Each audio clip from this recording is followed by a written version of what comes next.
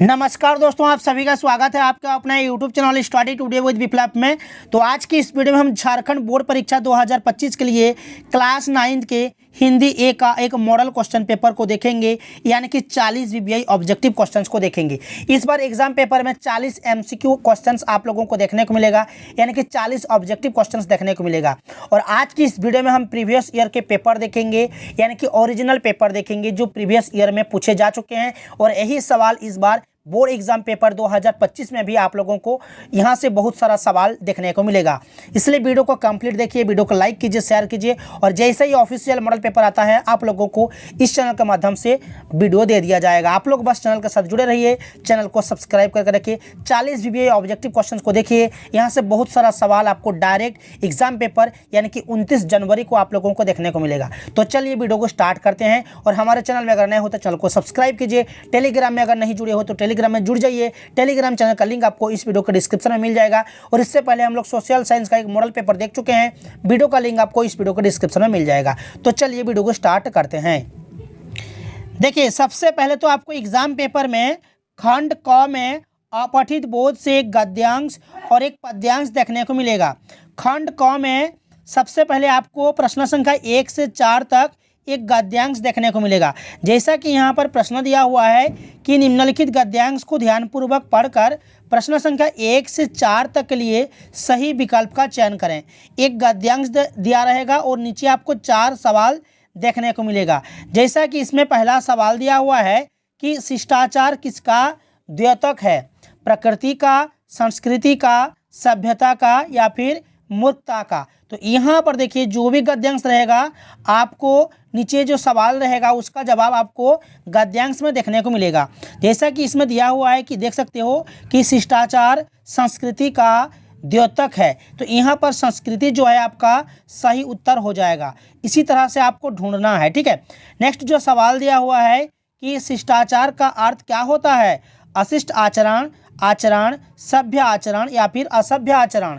तो यहाँ पर सही उत्तर कौन सा होगा, शिष्टाचार का अर्थ क्या होता है, सभ्य आचरण हो जाएगा, ऑप्शन नंबर सी।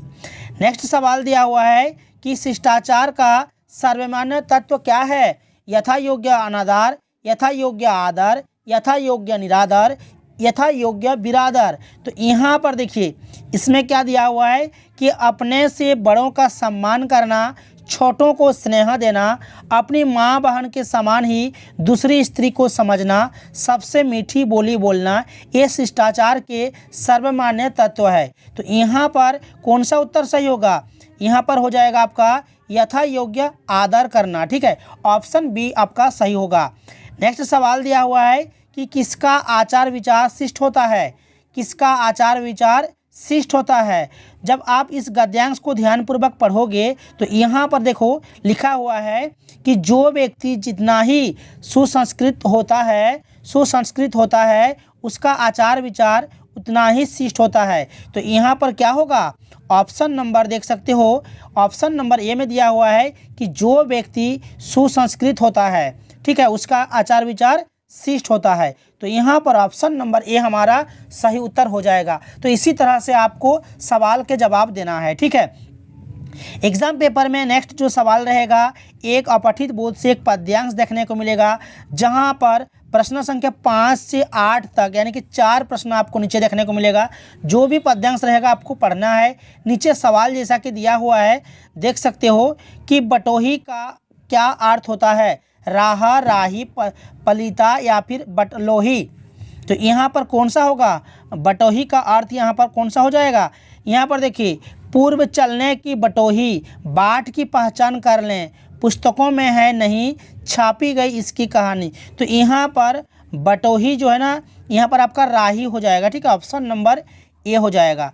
कवि ने किसकी पहचान करने की बात कही है, कवि ने किसकी पहचान की बात करने की कही है। तो यहाँ पर देखो, पूर्व चलने की बटोही, बाट की पहचान कर लें। तो यहाँ पर बाट की पहचान यानी कि पथिक, ठीक है।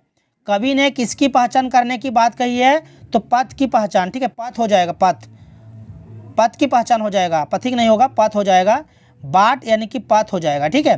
नेक्स्ट सवाल यहाँ पर दिया हुआ है कि हर सफल पंथी क्या करके इस पर खड़ा है, जय, पराजय, विश्वास या फिर अविश्वास। तो यहाँ पर विश्वास आपका सही उत्तर हो जाएगा। हर सफलपंथी क्या करके इस पर खड़ा है, तो विश्वास हो जाएगा। ठीक है, यह निशानी क्या होकर भी बहुत कुछ बोलती है, अमूक, मूक, अचूक या फिर चूक। तो यहाँ पर देखिए, यह निशानी मूक होकर भी बहुत कुछ बोलती है। तो यहाँ पर मूक दिया हुआ है, तो ये आपका सही उत्तर हो जाएगा मूक, जो कि ऑप्शन नंबर बी में आपका दिया हुआ है। नेक्स्ट जो सवाल रहेगा आपका खंड ख से रहेगा, और खंड ख में क्या रहेगा आपका व्याकरण से सवाल पूछा जाएगा। ठीक है, इसी तरह का सेम एग्जाम पैटर्न आपका रहेगा एग्जाम पेपर में। ठीक है, जो भी पेपर आएगा इसी तरह का एग्जाम पैटर्न रहेगा। पहले तो आपको 4 8 प्रश्न देखने को मिल जाएगा अपठित बोध से, और खंड ख में रहेगा आपका व्याकरण से प्रश्न संख्या 8 से लेकर 20 तक, यानी कि 12 सवाल आपको पूछे जाएंगे ग्रामर से। ठीक है, पहला जो सवाल देख सकते हो कि विद्वान का सही स्त्रीलिंग रूप होगा, तो विद्वान का स्त्रीलिंग क्या होगा, विदुषी हो जाएगा, ऑप्शन नंबर डी। नेक्स्ट सवाल है कि मनुष्य एक डैश प्राणी है, सही शब्द से रिक्त स्थान को भरें। तो प्राकृतिक हो जाएगा, या फिर सांस्कृतिक हो जाएगा, या फिर राजनीतिक हो जाएगा, या फिर सामाजिक हो जाएगा। तो मनुष्य एक कैसा प्राणी है, सामाजिक प्राणी हो जाएगा, ऑप्शन नंबर डी। मानवीय शब्द में क्या प्रत्यय है, प्रत्यय क्या होता है, जो शब्दांश किसी शब्द के अंत में लगकर उस शब्द के अर्थ को परिवर्तन करता है, उसे हम कहते हैं प्रत्यय। तो यहाँ पर मानवीय, इसमें य लगा हुआ है, य अंत में क्या लगा हुआ है, मानवीय, यानी कि य लगा हुआ है, तो ये आपका हो जाएगा प्रत्यय, ऑप्शन नंबर सी। और एक सवाल आपको पूछेगा उपसर्ग से, जो पहले लगता है। ठीक है, जो किसी शब्द के पहले लगता है उस शब्दांश को हम कहेंगे उपसर्ग। तो सुक्ति में सही उपसर्ग कौन है, तो सुक्ति में सु जोड़ उक्ति, इसका अगर हम विस्तार करेंगे तो हो जाएगा सु जोड़ उक्ति हो जाएगा, यानी कि सु इसमें उपसर्ग लगा हुआ है। ठीक है, सुक्ति में, तो ऑप्शन बी सही होगा। इसी तरह से सवाल एग्जाम पेपर में आएगा। नेक्स्ट जो सवाल दिया हुआ है कि वह घर जाते ही काम में लग गया है, कौन सा वाक्य है, ये कौन सा वाक्य है, वह घर जाते ही काम में लग गया है, संयुक्त वाक्य है, या फिर सरल वाक्य है, या फिर मिश्र वाक्य है, या फिर उपवाक्य है। तो यहाँ पर कौन सा हो जाएगा, तो यहाँ पर मिश्र वाक्य हो जाएगा। मिश्र वाक्य किसे कहते हैं, जिन वाक्यों की रचना एक से अधिक ऐसे उपवाक्यों से हुई हो, जिनमें एक उपवाक्य प्रधान हो और अन्य गौण हो, उन्हें हम कहेंगे मिश्र वाक्य। तो यहाँ पर घर जाते ही काम में लग गया, तो यहाँ पर देख सकते हो बीच में क्या ही लगा हुआ है। इसका जो पहचान है, प्राय मिश्र वाक्य में कि, जो, वह, जिसे, उसे, ऐसा, जो, वही, जिसे, यदि, तो जैसे व्याधिकरण योजक होते हैं, तो यहाँ पर ही लगा हुआ है, तो ये आपका मिश्र वाक्य हो जाएगा। वह घर जाते ही काम में लग गया। ठीक है, तो ये आपका हो जाएगा क्या, एक मिश्र वाक्य। रचना की दृष्टि से वाक्य के कितने भेद होते हैं, रचना की दृष्टि से वाक्य के 3 भेद होते हैं, सरल वाक्य, संयुक्त और मिश्र, यानी कि ऑप्शन नंबर बी, यानी कि 3 आपका सही उत्तर हो जाएगा।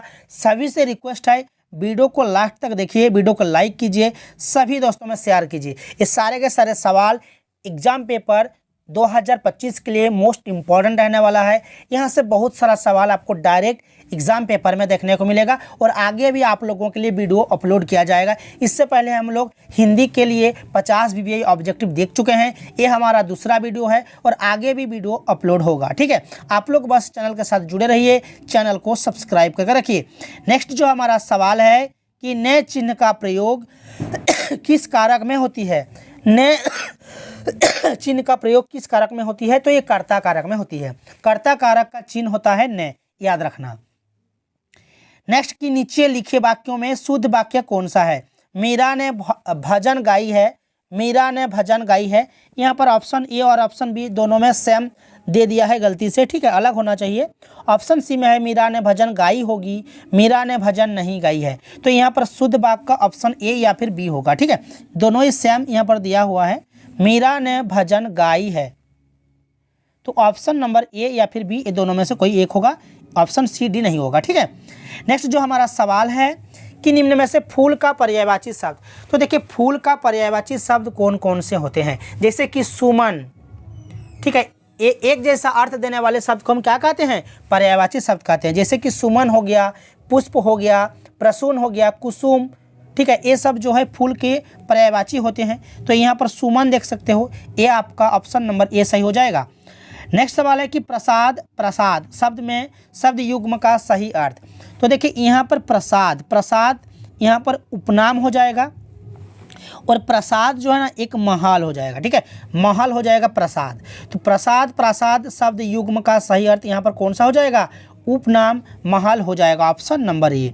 सरल का सही विलोम कौन सा होगा, सरल का विलोम हो जाएगा आपका यहाँ पर, सरल का हो जाएगा कठिन, ठीक है, सरल का हो जाएगा कठिन। घोड़ा, घोड़े बेचकर सोना, इस मुहावरे का अर्थ कौन सा होगा, घोड़े बेचकर सोना, निश्चित होकर सोना, ठीक है, ऑप्शन नंबर बी आपका सही उत्तर हो जाएगा। तो इसी तरह से एग्जाम में भी सवाल आपको पूछे जाएंगे, ठीक है। नेक्स्ट जो सवाल रहेगा खंड ग से रहेगा, पाठ्य पुस्तक से प्रश्न संख्या 21 से 24 तक आपका एक पद्यांश रहेगा। जैसे कि यहाँ पर दिया हुआ है, पहला जो प्रश्न दिया हुआ है कि प्रस्तुत पद्यांश के कवि कौन है। तो यहाँ पर देखो, मुझे मिली हरियाली डाली, मुझे नसीब कोठरी काली, ये जो है माखनलाल चतुर्वेदी कैदी और कोकिला काव्य खंड से ली गई है, जिसकी कवि माखनलाल चतुर्वेदी हैं। तो यहाँ पर माखनलाल चतुर्वेदी आपका सही उत्तर हो जाएगा। मुझे किसको कहा गया है, मुझे मिली हरियाली डाली, मुझे नसीब कोठरी काली।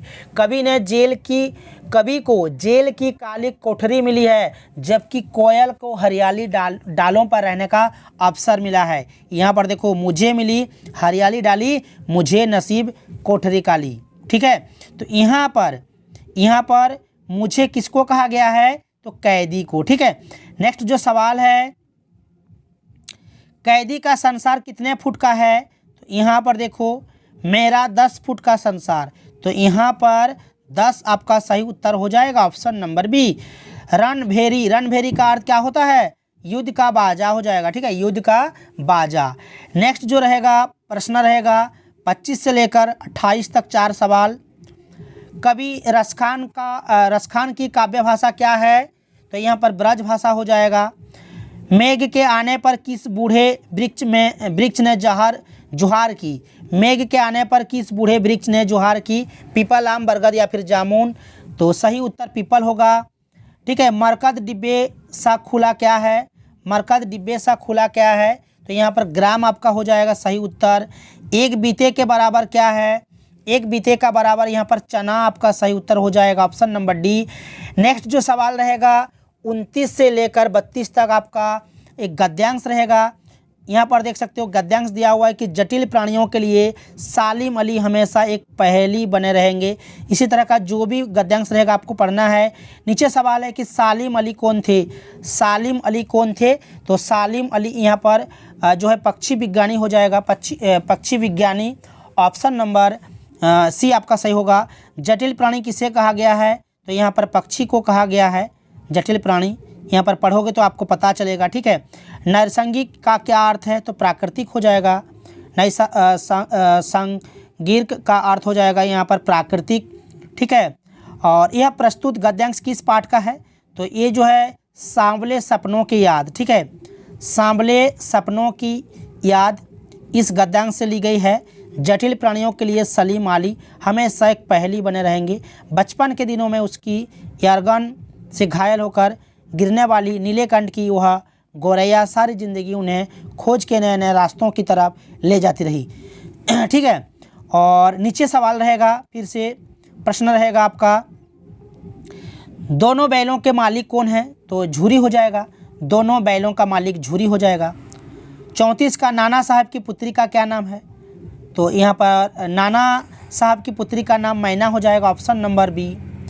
महादेवी वर्मा को उसके बाबा यानी कि दादा का क्या बनाना चाहते थे, तो विदुषी बनाना चाहते थे, ऑप्शन नंबर बी सही होगा। किस वृक्ष की शाखाओं पर मैनाएं उछल कूद